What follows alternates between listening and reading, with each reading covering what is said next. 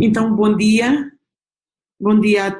Lola, muito obrigada por teres aceito este convite de as juntas fazermos duas comunicações que são em parte do resultado do projeto Acomafra, que temos vindo a desenvolver desde 2018. Um agradecimento especial ao Artis, Instituto de História da Arte da Universidade de Lisboa, que nos apoiou neste projeto, bem como agora para a divulgação destas duas comunicações. Também ao Mosteiro, ao Mosteiro da Batalha, pelo apoio sempre demonstrado durante o projeto, e finalmente também ao CEPAI, a associação que nos tem vindo a apoiar também.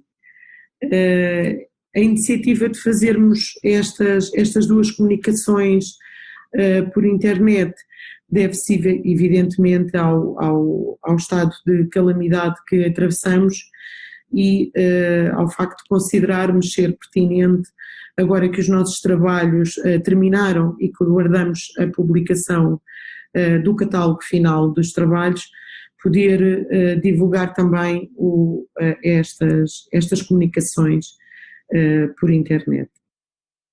Eu vou então começar e depois seguirá a doutora Dolores Herrero. Só um momento.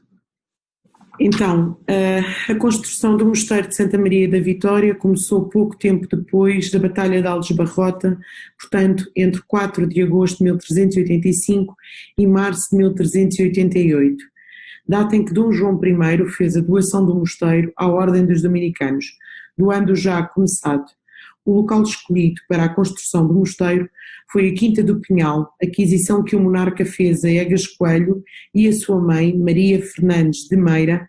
Esta escolha deveu-se ao facto de o local onde a batalha se realizou não ser o ideal para a edificação de tão majestosa obra, pois as condições topográficas e a escassez de água não o permitiram. A Quinta do Pinhal era o sítio ideal devido essencialmente à sua localização geográfica. Nos arredores existia uma grande riqueza em materiais de construção, desde saibros e areias às argilas e calcário, provenientes de pedreiras dos concelhos da Batalha e de Porto de Mós. Não faltavam também os recursos minerais, nem tampouco as florestas ricas em pinheiros e carvalhos. Outros dos aspectos importantes do local escolhido para edificar o Mosteiro de Santa Maria da Vitória é o facto de estar perto do rio Lena. Realizaram-se várias campanhas de obras com elevada importância ao longo de quase 2 séculos, que tiveram à sua frente mestres portugueses e estrangeiros, sendo o primeiro Afonso Domingos, que esteve à frente do estaleiro de obras entre os anos de 1388 e 1402, seguido pelo mestre Huguet, entre os anos 1402 e 1438. Temos ainda o mestre Martins Vasques, Fernão de Évora, Mateus Fernandes, João Rodrigues e João de Arruda.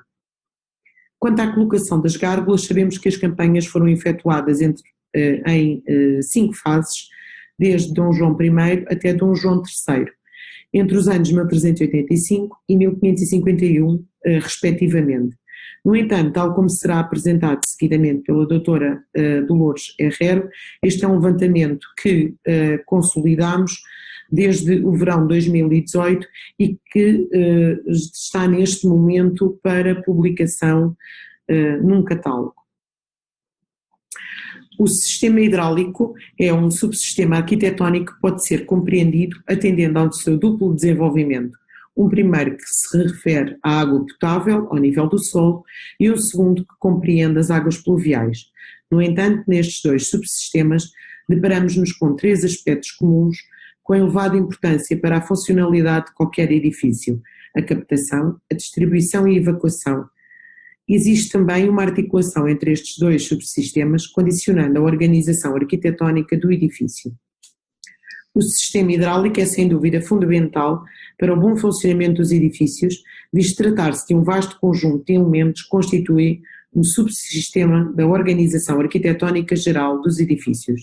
As coberturas, as calareiras de escoamento, as gárgulas e coteiras, roços em contrafortes e arcopetantes, canalização no solo, entre outros. Todo o sistema hidráulico demonstra uma elevada complexidade e cuidado, desde sempre que uma das primordiais preocupações do arquiteto ao conceber o edifício foi conduzir as águas pluviais para o exterior da zona coberta, sendo também uma das grandes preocupações demonstradas a quando dos restauros efetuados nos edifícios ao longo dos anos. Quanto ao sistema hidráulico inferior no Mosteiro de Santa Maria da Vitória, o exemplo batalhino foi analisado pelo professor Dr. Virgulino Ferreira Jorge no ano de 1993. Com esta investigação ficámos a saber os percursos da água no solo, sendo que o sistema hidráulico inferior do Mosteiro de Santa Maria da Vitória foi dividido também em 4 fases: captação, adução, distribuição e evacuação. Afirmando, e passo a citar, a adução da água potável fazia-se a partir de uma nascente prospectada na Jardoeira, a cerca de 900 metros, através de canalização subterrânea de calcário brando até ao lavabo do claustro real. Sabemos da existência de uma cisterna na parte externa das capelas de Dom Duarte. Cisterna é essa que recebe as águas pluviais vindas das capelas e do exterior. Para tal foi rasgado no chão um canal que circunda as mesmas capelas e envia as águas para a dita cisterna. Esta solução remete-nos para uma questão: terá sido este espaço idealizado para ficar a céu aberto, sem construção de uma abóbada? O sistema hidráulico inferior e superior do espaço mostra-nos que sim, uma vez que as águas pluviais são remetidas para o exterior do espaço através de um canal rasgado no solo. Temos então aqui presente os canais de distribuição das águas pluviais que vamos encontrando no edifício. Estes são canais por vezes mais largos, outras vezes mais estreitos, consoante, no fundo, o nível de águas pluviais que o edifício recebe, ou que se previa que viesse a receber em cada espaço. Nestas duas fotografias vemos uma das gárgulas que compõe um lavatório e que, ao contrário da grande maioria das gárgulas, esta descarrega as águas pluviais para o terraço do claustro e não para o exterior, como era de esperar de todas as outras gárgulas. Esta opção deve-se ao facto de a planta do lavatório ser em planta quadrada e, assim sendo, se não houvesse esta gárgula num dos lados do claustro, o lavatório estaria muito mais exposto à concentração de águas e de infiltrações. Quanto ao sistema hidráulico superior no Mosteiro de Santa Maria da Vitória, encontramos 3 soluções hidráulicas, sendo que a primeira diz respeito às naves da igreja e às capelas de Dom Duarte e consiste no envio das águas dos telhados para um primeiro nível de gárgulas que depositam as águas numas taças que vão guiar as mesmas para os arcopetantes e finalmente são conduzidas para um segundo nível de gárgulas que as lançam para fora do edifício ou para um segundo terraço, de onde será posteriormente enviado para o exterior. Há que ter em conta o facto de existirem 2 tipos de taças. Um primeiro que diz respeito às taças que se encontram nas naves da igreja, que são taças quadradas, e um segundo diz respeito às taças que se encontram nas capelas de Dom Duarte, que são redondas com carrancas que as circundam. Este conjunto de arcopetantes não tem canal hidráulico em todos eles, fazendo com que as águas que correm entre as taças e um segundo nível de gárgulas, em alguns casos não tenham um percurso sordeiro, como é também o objetivo primordial. E finalmente as taças não estão colocadas nos 6 arcopetantes que compõem as capelas de Dom Duarte, somente em 4. Esta é uma solução completamente inovadora que não encontramos aplicada em mais nenhum edifício português, excluindo a Catedral da Guarda, sendo que esta edificação é posterior ao Mosteiro de Santa Maria da Vitória. Na capela do fundador, a água é transportada do telhado para a gárgula e depois para o arco-petante, e daí para uma segunda gárgula e finalmente para o exterior. Com o pormenor de, por um lado, estas gárgulas não escoarem as águas da boca, mas sim do rabo, e por outro lado, os arco-petantes são rasgados por canais que servem de transporte das águas para as gárgulas, mas estes canais têm uma espécie de tampas decoradas com motivos vegetalistas que escondem a água e o canal. A segunda solução diz respeito às gárgulas que se encontram viradas para o exterior do edifício, onde nos deparamos com as águas que são conduzidas dos terraços para as caleiras, sendo distribuídas pelas gárgulas e posteriormente para fora do edifício. A terceira solução está presente no claustro de Dom Afonso V e é composta pelas águas que são enviadas dos telhados para canais, conduzindo-as para as gárgulas e finalmente para fora do edifício. Quanto aos terraços, estes são inclinados a uma água, de forma a que as águas pluviais sejam enviadas para os respectivos canais que circundam os terraços, enquanto que os telhados são inclinados a 2 e 4 águas. É importante referir as campanhas de restauro levadas a cabo no século XIX. Tratou-se de um restauro inicialmente realizado por Luís da Silva Mãozinho de Albuquerque entre o ano de 1840 e finais do século XIX, tendo-se baseado na obra de James Murphy, que pode ter acrescentado alguns pormenores artísticos nos desenhos, uma vez quando este arquiteto visitou o Mosteiro de Santa Maria da Vitória, o edifício se encontrava em muito mau estado, devido, entre outras coisas, ao terremoto de 1755. Assim sendo, as campanhas de restauro oitocentistas no Mosteiro de Santa Maria da Vitória dividem-se em 4 grandes campanhas, levadas a cabo por Luís da Silva Mãozinho de Albuquerque, Joaquim Guilherme Rebelo Palhares, o arquiteto Lucas dos Santos Pereira e, finalmente, José Augusto Fragoso, entre 1840 e finais do século XIX. Após as investigações e o trabalho de campo, verificámos que existem 3 tipos de soluções no restauro das gárgulas no Mosteiro de Santa Maria da Vitória. Uma primeira proveniente do restauro, uma segunda completamente novas, que são criadas de raiz, ou então copiadas de outros exemplos presentes no monumento ou em outros. E uma terceira, aquelas que foram reconstruídas a partir dos fragmentos existentes. Sendo que encontramos o registro referente ao restauro oitocentista em algumas pedras das gárgulas que compõem o edifício, com os anos de 1849, 1852 e 1862, relativas às campanhas levadas a cabo por Joaquim Guilherme Rebelo de Palhares e o arquiteto Lucas dos Santos Pereira. É importante notar que a gárgula de 1852 tem também a assinatura de autor A.P.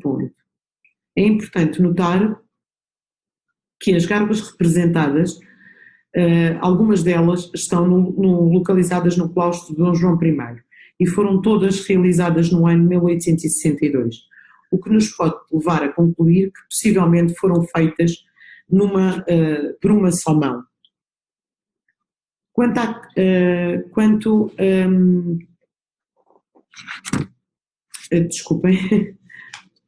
Quanto à cópia das peças, encontramos vários exemplos em que é visível a execução das mesmas.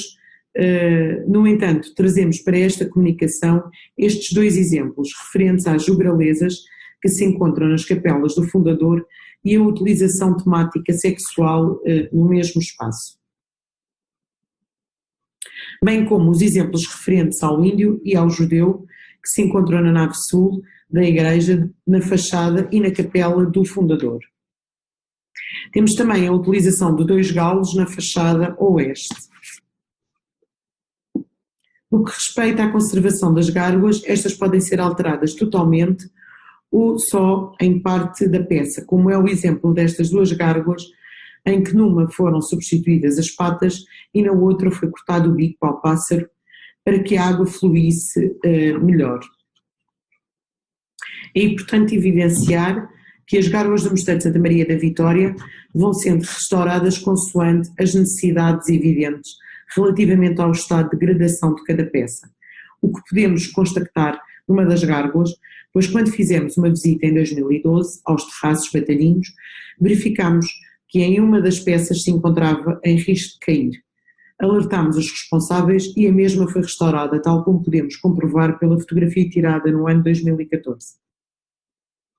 Concluindo, podemos então afirmar que a grande maioria das gárgulas existentes no Mosteiro de Santa Maria da Vitória são o reflexo dos restauros efetuados a partir do século XIX, sendo que devemos ter sempre em conta a grande preocupação que existiu em restaurar e manter em boas condições o sistema hidráulico, e que para tal era necessário intervir nas gárgulas, pois estes são os elementos mais fracos do sistema.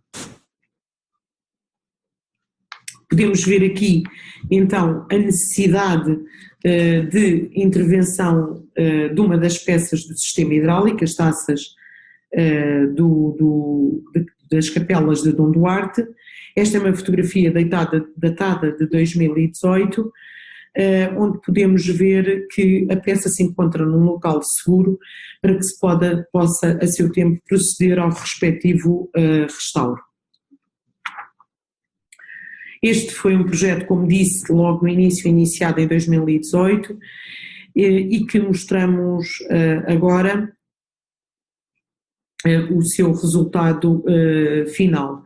Ele só foi possível derivado ao interesse e apoio que obtivemos desde o início por parte do Sr. Diretor Joaquim Ruivo do Mosteiro da Batalha e pelo Presidente do CEPAI, o Dr. Adélio Amaro. Não querendo interferir na comunicação da Dra. Dolores Herrero, apresento as visitas que foram realizadas ao Sistema Hidráulico Superior do Mosteiro da Batalha no verão de 2018 e no verão de 2019 e que esperemos que sejam repetidas ainda este ano. Fizemos também todo o levantamento fotográfico e topográfico do conjunto integral das gárgulas presentes no edifício, registando-as posteriormente na planta. Este foi o catálogo que produzimos e que esperemos que ainda este ano possa vir a ser publicado. Termino a minha comunicação e mais uma vez agradeço pessoalmente à doutora Dolores Herrero, passando-lhe também a palavra. Obrigada, Dolores. Buenos días, muchas gracias, doctora Patricia Ayo. Y bueno, voy a buscar el momento, el PowerPoint. Lo primero que quiero es dar las gracias a la doctora Patricia Ayo y a todo el Monasterio de Batalla y a todos los organizadores. Me presento brevemente, me llamo Dolores Herrero y soy doctora en Historia del Arte por la Universidad Complutense de Madrid. En 2015 leí mi tesis doctoral sobre las gárgolas de las catedrales góticas de Castilla y León. Mi exposición se va a centrar fundamentalmente en el proyecto Aquabatalla, un proyecto que he llevado a cabo con la doctora Patricia Ayo y también con Jordi Custodio, quien se encargó de la fotografía y medición, con el principal objetivo de catalogar todas las gárgolas del monasterio. Es un proyecto elaborado y ambicioso que permitirá disponer de un corpus de las gárgolas de Batalla. Así brevemente, decir como introducción que el monasterio de Santa María da Vitoria fue erigido por iniciativa del rey João I tras ganar la batalla de Aljubarrota en 1385 contra los castellanos. Para conmemorar la victoria, se construyó este magnífico edificio gótico que comenzó entre 1385 y 1388 bajo la dirección del arquitecto Afonso Domínguez. El edificio se fue construyendo y ampliando a lo largo del tiempo y es fruto de varias campañas de trabajo y dirección de diversos arquitectos.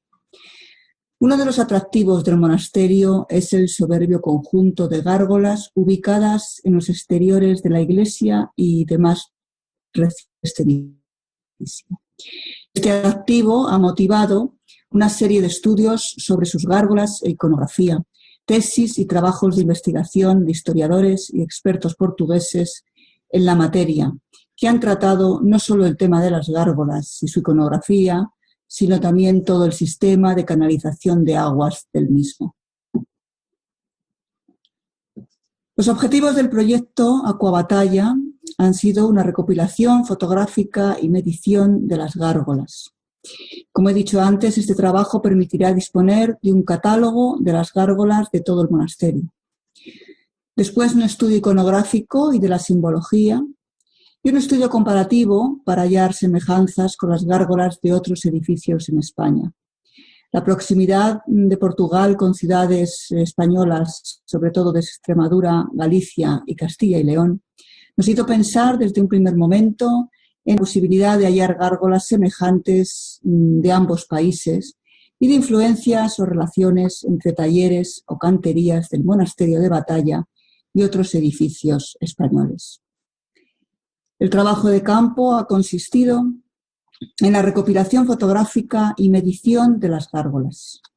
Además de las fotografías de cada gárgola, se fotografían todas las fachadas y muros desde varias distancias para situarlas. Y se mide el ancho y el largo. Se realiza la medición de cada una de ellas.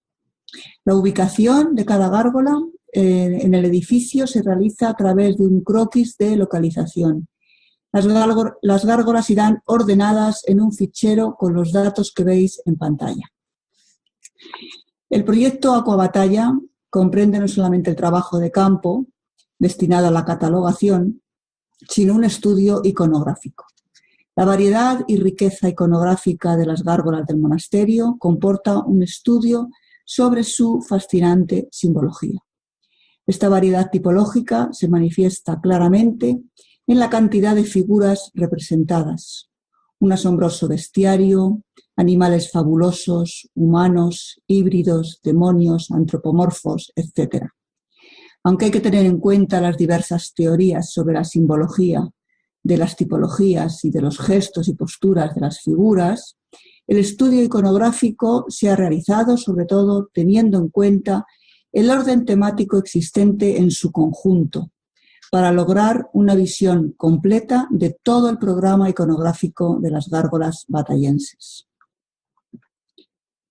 Sobre las tipologías, así hablando un poco en general, tenemos animales reales, varios gallos, perro, jabalí, carnero, diversas aves, el león, un mono. También tenemos animales fabulosos, un grifo, un dragón, una arpía. Humanos, figuras de hombres y mujeres, muchos de ellos con riqueza y detallismo en las vestimentas. Vemos indumentarias sofisticadas, muchas con cofia y capa corta medieval, otras tribales, llevando objetos expresivas de diversas edades, razas, vemos indígenas. Muchas de ellas están desnudas, de connotación claramente sexual, mostrando los genitales, algunos incluso tocándose. Hay varias figuras de músicos sosteniendo instrumentos musicales, como veis ahí un pequeño laúd. También guerreros o soldados. Asimismo tenemos monstruos animales híbridos con diversas partes de animales. Destacamos que hay varios peces con orejas. Los demonios son muy originales y de formas diversas, algunos de aspecto fantástico. En ellos vemos gran cantidad de elementos propios de la tipología demoníaca. Crestas, alas membranosas, cuernos, orejas puntiagudas, tráqueas salientes, cuerpos dragontinos, dobles pezuñas, perillas, etc. Los antropomorfos son realmente impresionantes. Las facciones suelen ser desmesuradas, incluso también algunos humanos. Algunas son de tipo negroide, con labios gordos, nariz ancha, pómulos pronunciados y cabello rizado. También, finalmente, hay gárgolas geométricas y que representan también objetos, como vemos ese cañón. En Batalla tenemos gárgolas con rasgos estilísticos propios de este monasterio y muy originales. Seres de aspecto fantástico, con una exuberante ornamentación que las adorna, algunas tan recargadas que rozan el horror vacui. Las líneas de las cabezas y los cuerpos con rayado múltiple, con trazados diamantinos, espigados, con espirales, con dobles o triples labios, también en la frente, cejas salientes, alas en forma de abanico y las partes del cuerpo con líneas ondulantes que adornan especialmente las bases, todos detalles siempre con una labra minuciosa, unas características que las convierte formalmente en únicas y desde luego bellísimas.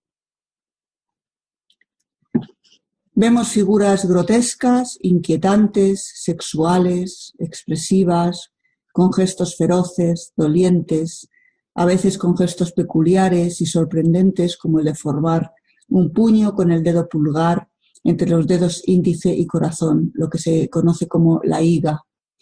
Gestos orantes, piernas y brazos cruzados, según el historiador Camille, un signo de soberbia.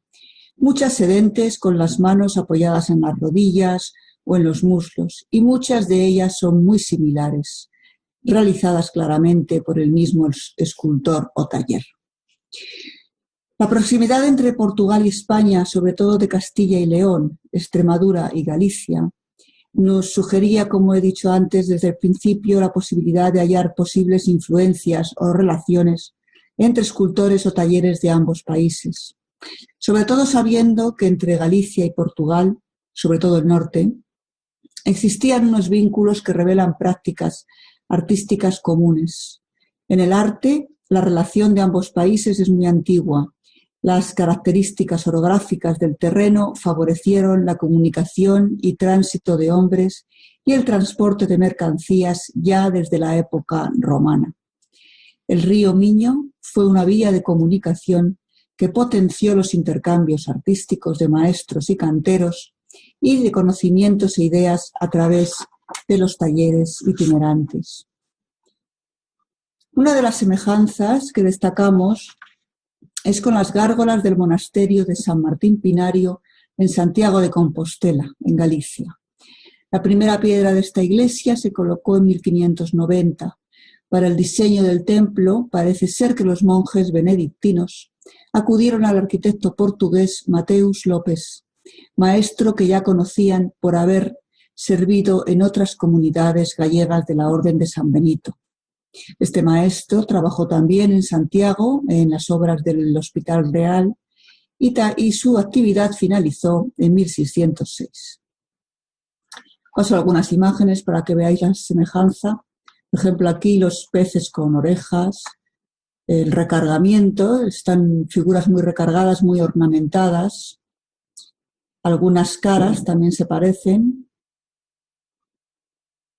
Y esta finalmente, que también tiene una semejanza.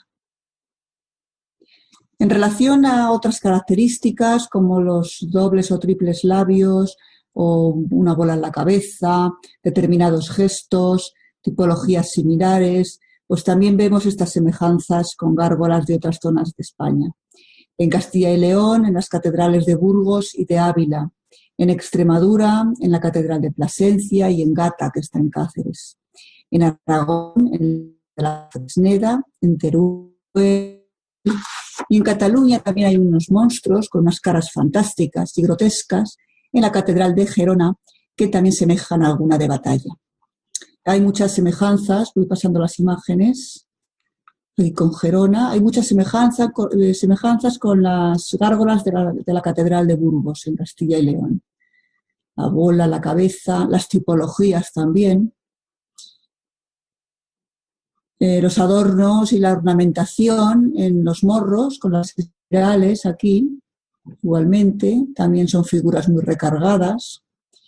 También vemos semejanza en los gestos con algunas gárgolas extremeñas, también de Burgos. Y finalmente decir que, bueno, en cuanto a la tipología de otras razas, curiosamente tenemos en la Catedral Nueva de Vitoria, en el País Vasco, gárgolas y quimeras que representan indígenas y personas de otras razas. Además de la lejanía, que está muy lejos, está en el País Vasco, no hay vinculación cronológica, ya que la catedral vitoriana es neogótica de principios del 20.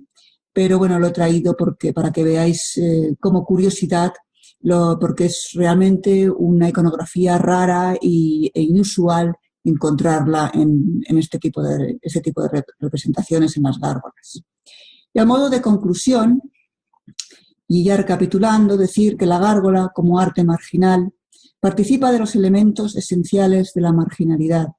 Todo lo marginal, como en los manuscritos medievales, incluye imágenes transgresoras, fantasías de todo tipo, monstruosidades, lo grotesco y humorístico, gestos y expresiones alejados del canon oficial, músicos vinculados sin duda al teatro callejero y a lo profano, lo sexual, escatológico, etc. Todo esto aparece en los espacios marginales. Esta transgresión de los códigos del arte oficial se manifiesta, pienso, de forma clara en Batalla. La dicotomía iconográfica sagrado-profano es constante y sobresaliente en el monasterio. Como hipótesis, en mi opinión, quizás podría haber una vinculación iconográfica con Castilla, ya que el historiador Villaseñor Sebastián nos dice que en el gótico tardío castellano podría haber existido una demanda de elementos profanos por parte de la poderosa nobleza y la rica burguesía que reclamaban este tipo de iconografía frente a la religiosidad de los que dominaban el medievo, que eran la monarquía y la iglesia. Y también influido por el interés que había por lo anecdótico, lo narrativo, lo lúdico, lo exótico, lo fantástico, así como el gusto por el lujo, la exuberancia decorativa, nos dice, y el horror vacui, características y factores que vemos reflejados en las gárgolas de Batalla. Por otra parte, además de la clara referencia de las gárgolas con representaciones indígenas al descubrimiento de América, también podríamos relacionarlo de alguna manera con la idea de marginalidad que comprende también los márgenes del mundo, es decir, las zonas límites y lejanas, países exóticos de otros continentes, de los que se tenía conocimiento por los grandes viajeros. Unas zonas lejanas donde habitaban personas de otras razas, una marginalidad geográfica vinculada al significado de la gárgola como arte marginal. Como he dicho, la riqueza iconográfica de las gárgolas es asombrosa y quiero destacar también el carácter narrativo que se aprecia en todo el conjunto. Finalizo diciendo que el proyecto Aquabatalla permitirá, repito, disponer de un catálogo de las gárgolas de Batalla como testimonio histórico-artístico y referencia documental. El amplio material fotográfico, unido al estudio iconográfico, podrá servir a nuevos investigadores y también para futuros planes de restauración, conservación y musealización. Nuestro estudio de las gárgolas de Batalla, por tanto, tiene en cuenta primero la observación directa que resulta del trabajo de campo, también su carácter funcional como canalón de desagüe, la importancia de las diversas tipologías, su simbología, y el examen también y las semejanzas tanto formales como temáticas con gárgolas, entre gárgolas de Portugal y España, países ambos unidos por su proximidad geográfica e influencias histórico-artísticas. Y finalmente, ante todo, recalcando, como siempre hago, la consideración de gárgola como imagen y analizada como obra escultórica única que forma parte de un conjunto arquitectónico con una iconografía y estilo concretos y conforme a una época. Y bueno, esto es todo. Muchas gracias a todos e muito obrigada. Obrigada, Lola, por esta apresentação, mais uma vez magnífica.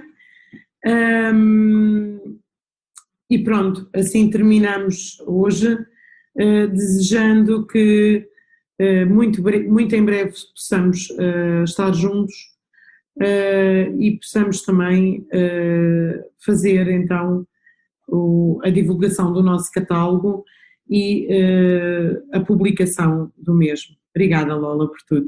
Obrigada. Obrigada.